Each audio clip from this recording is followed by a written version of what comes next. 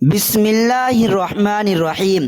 صرف 5 منٹ کا مدرسہ قرآن و حدیث کی روشنی میں 7 رمضان المبارک۔ نمبر 1، اسلامی تاریخ۔ حضرت داؤد علیہ السلام۔ اللہ تعالیٰ نے حضرت داؤد علیہ السلام کو حضرت عیسیٰ علیہ السلام سے تقریباً 1000 سال پہلے بنی اسرائیل میں پیدا فرمایا۔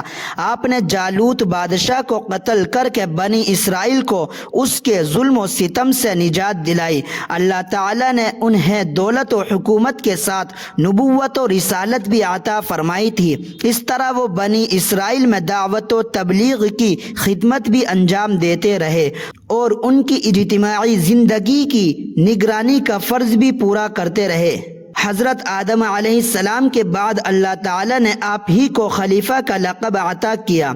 اللہ تعالیٰ نے انہیں زبور نامی کتاب دی جس میں تورات کے مطابق احکام تھے، مگر اس کا اکثر حصہ اللہ کی حمد و ثنا، بشارت و خوشخبری، وعظ و نصیحت، علم و حکمت اور خدا کی تسبیح پر مشتمل تھا۔ اللہ تعالیٰ نے حضرت داؤد علیہ السلام کو ایسی آواز عطا فرمائی تھی کہ جب زبور کی تلاوت کرتے تو جنات و انسان، جنگلی جانور اور پرندے سب جھومنے لگتے اور ان کے ساتھ خدا کی حمد و ثنا میں مصروف ہو جاتے۔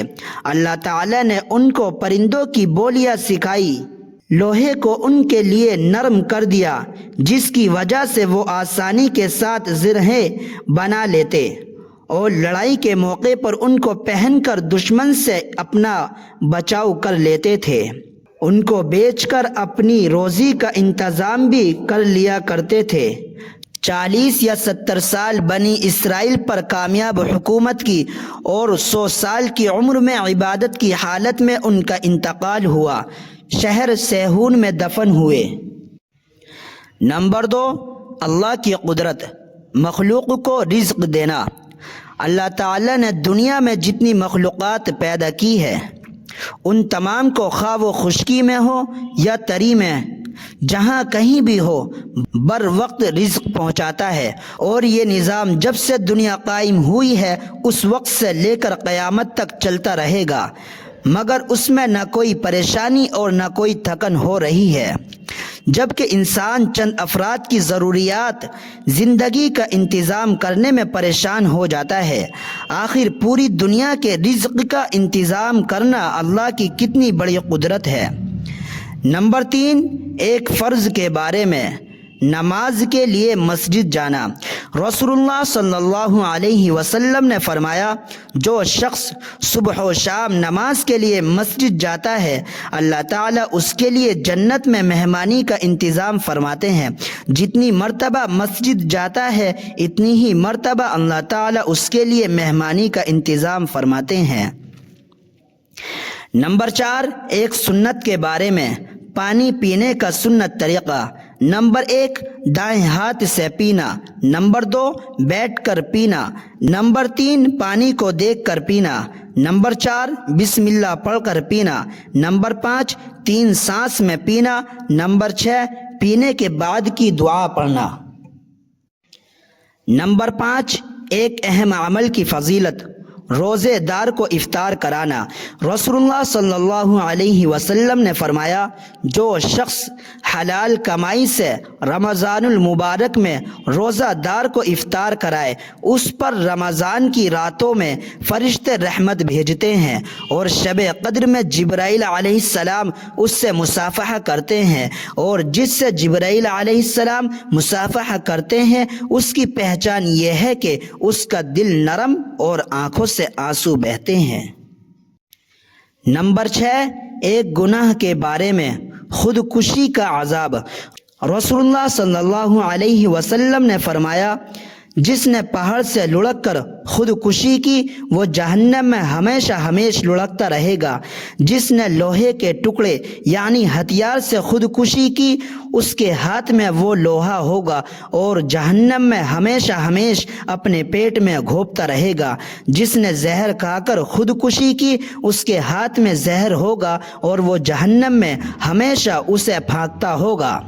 فائدہ، اس زمانے میں جو لوگ گھریلو پریشانی یا کسی ٹینشن میں آ کر دوا کھا کر یا اونچائی سے گر کر یا کسی اور طریقے سے مر جاتے ہیں وہ اپنے لیے جہنم کا راستہ ہموار کرتے ہیں۔ نمبر 7، دنیا کے بارے میں حضور صلی اللہ علیہ وسلم کے گھر والوں کا صبر۔ حضرت ابن عباس رضی اللہ عنہ بیان کرتے ہیں کہ رسول اللہ صلی اللہ علیہ وسلم اور آپ کے گھر والے بہت سی رات بھوکے رہتے تھے۔ ان کے پاس رات کا کھانا نہیں ہوتا تھا، جبکہ ان کا کھانا عام طور سے جو کی روٹی ہوتی تھی۔ نمبر 8، آخرت کے بارے میں پرہیزگار لوگوں کے لیے خوشخبری۔ قرآن میں اللہ تعالیٰ فرماتا ہے، بے شک پرہیزگار لوگ باغوں اور چشموں میں ہوں گے۔ ان کو کہا جائے گا کہ تم ان باغوں میں امن و سلامتی کے ساتھ داخل ہو جاؤ، اور ہم ان کے دلوں کی آپسی رنجش کو اس طرح دور کر دیں گے کہ وہ بھائی بھائی بن کر رہیں گے اور وہ تختوں پر آمنے سامنے بیٹھا کریں گے۔ نمبر 9، طب نبی سے علاج، منقع سے علاج۔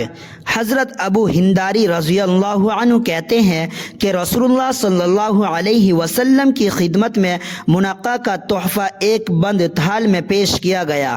آپ صلی اللہ علیہ وسلم نے اسے کھول کر ارشاد فرمایا، اللہ کا نام لے کر کھاؤ۔ منقع بہترین کھانا ہے جو پٹھوں کو مضبوط کرتا ہے، پرانے درد کو ختم کرتا ہے، غصے کو ٹھنڈا کرتا ہے اور منہ کی بدبو کو دور کرتا ہے، بلغم کو نکالتا ہے اور رنگ کو نکھارتا ہے۔ نمبر 10، قرآن کی نصیحت۔ قرآن میں اللہ تعالیٰ فرماتا ہے، اگر تم صدقات کو ظاہر کر کے دو تو یہ بھی اچھی بات ہے، اور اگر تم صدقات کو چھپا کر فقیروں کو دے دو تو یہ تمہارے لیے زیادہ بہتر ہے۔ اللہ تعالیٰ تمہارے بعض گناہ معاف کر دے گا اور اللہ تعالیٰ تمہارے کاموں سے باخبر ہے۔